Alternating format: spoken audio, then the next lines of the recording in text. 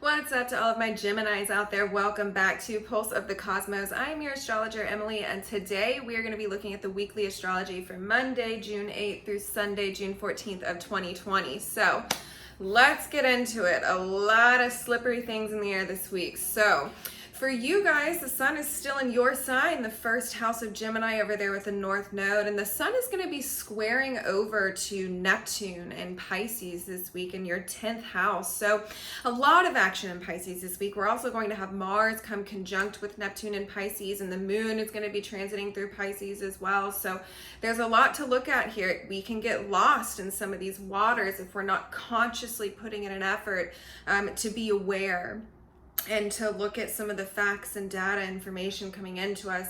And with this sun from your first house squaring over to Neptune in your 10th house, there can be a sense of haziness and a sense of fogginess already with Neptune in your 10th house in terms of where to direct your purpose and what your long-term goals are and what your long-term dreams are and long-term ambitions and where you see yourself down the line. And it kind of, this is your career life as well. Are you resonating with your career life on that level? If you're the type of person who identifies themselves completely with a career and become enmeshed with that identity as who you are, Neptune coming through this house can be a difficult transit to have, but it can also be a very awakening transit for you to understand some of the more unconscious sides of yourself that it would be favorable for you to tune into anyways.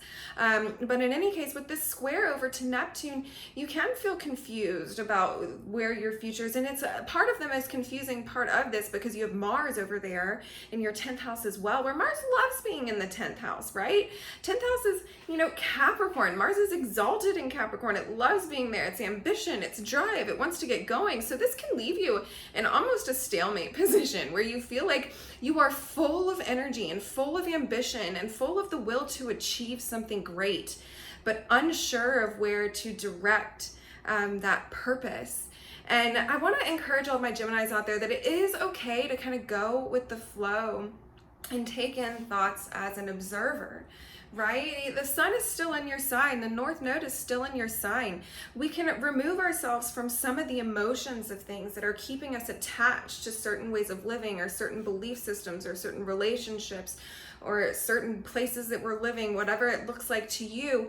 But the effort is in removing yourself from that emotion, and you have to consciously really do that. North Node to me always has kind of like this Four of Cups feeling where it's acquisition with intention, right? You have to have the intention to want to achieve that karmic destiny in the North Node that's carrying us to a place of seeing the facts and seeing the data and connecting with new people and new places and new environments and not necessarily enmeshing yourself as an idea either. Just being able to let thoughts come and pass and recognize them for what they are in neutrality, and then base your truth from a position of a hermetic stance, of a neutral stance, of a fact-based stance, or whatever that looks like to you. So in any case, as Mars comes conjunct with Neptune, there is this element that can bring out people trying to condition opinions upon you. Neptune is the media, so you have to be very cautious of what you're engaging with in the media and social media and what you're listening to and what you're feeding your brain with, because we can already feel a little bit unworthy this week. We can already feel a little bit discouraged this week if we are letting that side of Neptune kind of seep into us and not tuning into consciously engaging with accepting that clear thought coming in from the Gemini energy, because it's there to hold and take grasp of.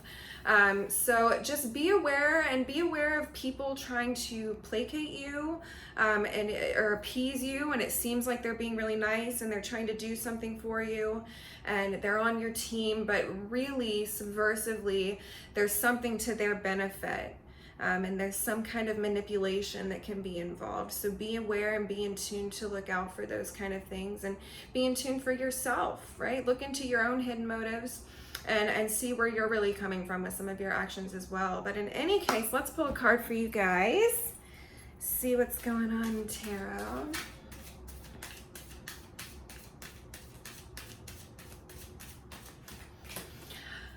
In terms of feeling like nowhere to direct some of this ambition energy into a purpose, consciously seek out your guides, consciously do some meditation and let some information flow through you and see what's revealed to you there. Pray or meditate or consciously ask, whatever that your practice looks like to you, but put those vibrations out for seeking answers, and you'll be surprised how they may come.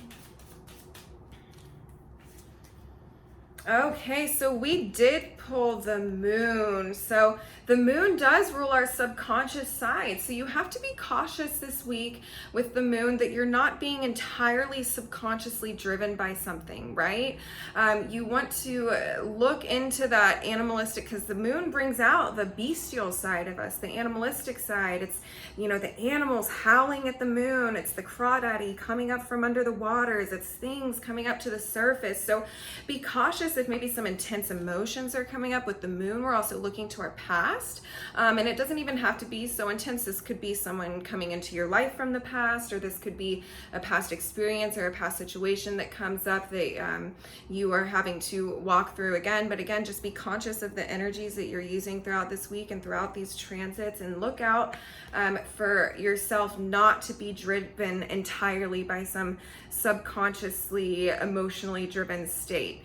We want to be able to kind of remove ourselves from some of our dogmas this week. But in any case, I love you guys all so much, and I will see you next week with your weekly astrology horoscope.